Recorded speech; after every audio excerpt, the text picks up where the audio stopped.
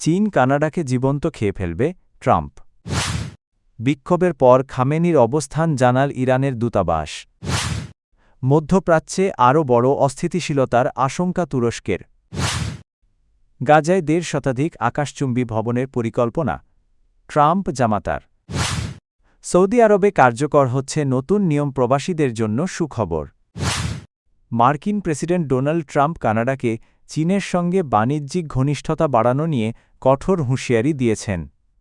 শুক্রবার নিজের সামাজিক যোগাযোগ মাধ্যম ট্রুথ সোশ্যালে দেওয়া এক পোস্টে ট্রাম্প বলেন, যদি গভর্নর কার্নি কানাডাকে চীনের জন্য যুক্তরাষ্ট্রে পণ্য প্রবেশের ড্রপ অফ পোর্ট বানানো, তাহলে তিনি ভয়াবহ ভুল করবেন। চীন কানাডাকে জীবন্ত গিলে ফেলবে।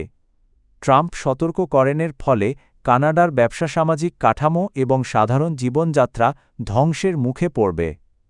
তিনি আরও ঘোষণা দেন, কানাডা যদি চীনের সঙ্গে কোনো চুক্তি করে তাহলে যুক্তরাষ্ট্রে প্রবেশ করা সব কানাডীয় পণ্যের ওপর তাৎক্ষণিকভাবে ১০০% শুল্ক আরোপ করা হবে।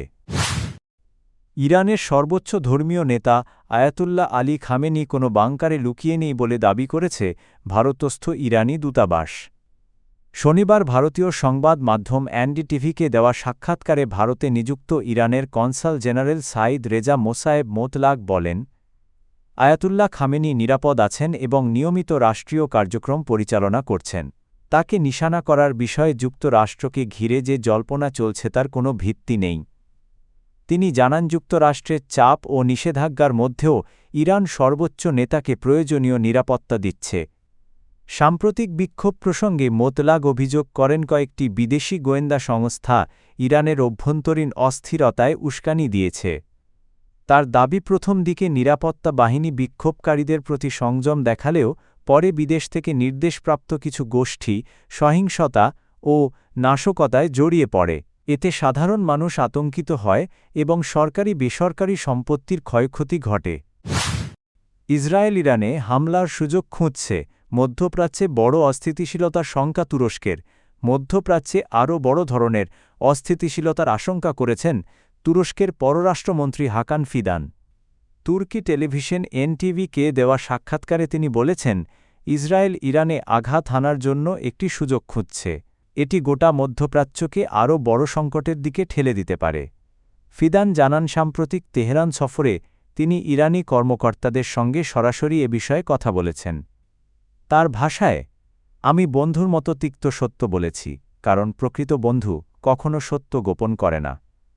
এদিকে তুরস্কের প্রেসিডেন্ট রিসেপ তাইয়েপ এরদোয়ান ইরানের প্রেসিডেন্টের সঙ্গে ফোনালাপে ইরানে বিদেশি হস্তক্ষেপের বিরোধিতা করেছেন এবং দেশটির শান্তি ও স্থিতিশীলতার প্রতি সমর্থন পুনর্ব্যক্ত করেছেন। গাজা পুনর্গঠনে মাস্টারপ্ল্যান উন্মোচন করলেন জ্যারেড কুশনার। গাজা উপত্যকার যুদ্ধোত্তর পুনর্গঠনের জন্য একটি উচ্চাভিলাষী মাস্টারপ্ল্যান প্রকাশ করেছেন মার্কিন প্রেসিডেন্ট ডোনাল্ড ট্রাম্পের জামাতা ও উপদেষ্টা জ্যারেড কুশনার। সুইজারল্যান্ডের দাভোসে বিশ্ব অর্থনৈতিক ফোরামের মঞ্চে কুশনার ঘোষণা দেন, আমাদের একটি মাস্টার প্ল্যান আছে, এর কোনো বিকল্প নেই, প্ল্যান বি নেই। তিনি বলেন, পরিকল্পনা বাস্তবায়নে প্রধান বাধা হবে হামাস। হামাস যদি নিরস্ত্রীকরণে রাজি না হয় তবে গাজার জনগণের উন্নয়ন আকাঙ্ক্ষা ব্যাহত হবে বলে মন্তব্য করেন তিনি। প্রস্তাবিত মাস্টার প্ল্যানে গাজার সমুদ্র উপকূল জুড়ে গড়ে তোলা হবে বিশাল কোস্টাল ট্যুরিজম জোন।